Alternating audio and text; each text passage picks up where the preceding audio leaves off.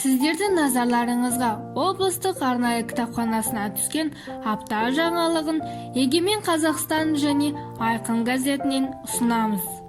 Жазушылар одағының бастамасымен және Ижод қоғамдық қорының қолдауымен Дойнышман Зиоси астаналық баспасында Наманган мемлекеттік университетінің профессоры Қодержон Насировтың «Абайдың даналық сөзі» атты кітабы жарық көрді. Жаңа туындыда автор архивтер директоры бойынша қазақ әдебиеті мен мәдениеті тарихындағы Абайдың рөлін көрсетіп, ұлы ойшыл мұрасының идеялық эстетикалық құндылығын зерделеген.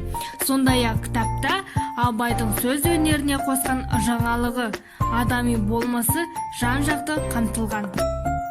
Абай шығармалары шет тілдерінде.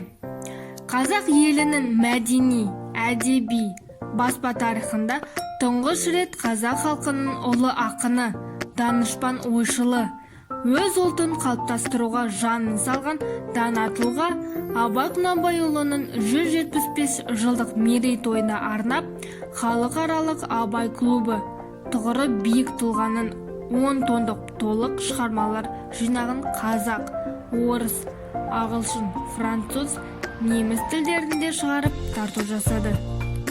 Библиофреш апта жаңалықтары өз мәресіне жетті. Келесіде қызықты жаңалықтарды күтіңіздер.